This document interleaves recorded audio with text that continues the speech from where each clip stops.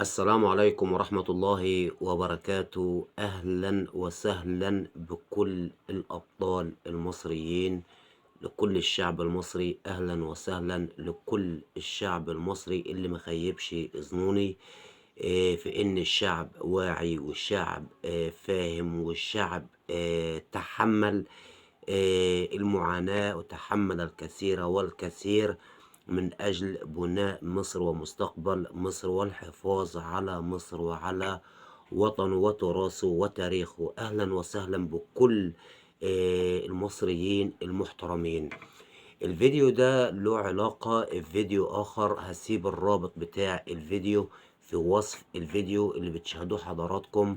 لما وعدت حضراتكم وقلت أنا الشال الكشميري ده هوعدكم إن 25 يناير هيمر مرور الكرام، وهيكون من أفضل الأيام عند كل المصريين الشرفاء النزهاء، لأن كان فيه من المعارضين من الخارج بيدعوا بثورة بتاريخ 25 يناير 2025، وحدد المواقع وحدد الميادين.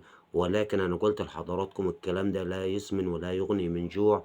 ووعدت حضراتكم كمان إن الشال الكشمير اللي أنا كنت لابسه وحاطه كده إن هيكون بداله طرحة، هلبس طرحة حريمي وهحلق شنبي. الكلام ده أنا قلته لأن عندي ثقة في وطني، وعندي ثقة في رئيسي، وعندي ثقة في جيشي، وواثق ومتأكد إن في كتير من اللجان المدعومة من جهات أخرى سواء كانت من الداخل أو من الخارج لإسقاط مصر ونظام مصر وتخريب مصر. عشان كده قلت لحضراتكم الكلام ده مش هيكون له أي وجود من الصحة، لأن هما بالنسبة لنا ذبابة مجتمع، ذبابة مجتمع. يعني تشويه وتشويه لصورة مصر ولقيادة مصر ولسيادة مصر ولتاريخ مصر. وكنت بتكلم بكل ثقة إن فعلا مصر ستظل مصر حتى أن تقوم الساعة.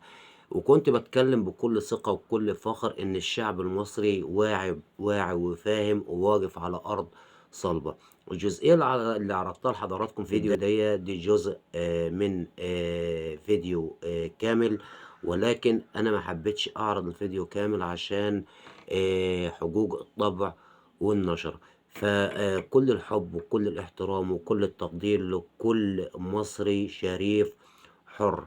حفظ الله الوطن، حفظ الله مصر، حفظ الله الشعب، وحفظ الله الجيش، وحفظ الله الرئيس عبد الفتاح السيسي.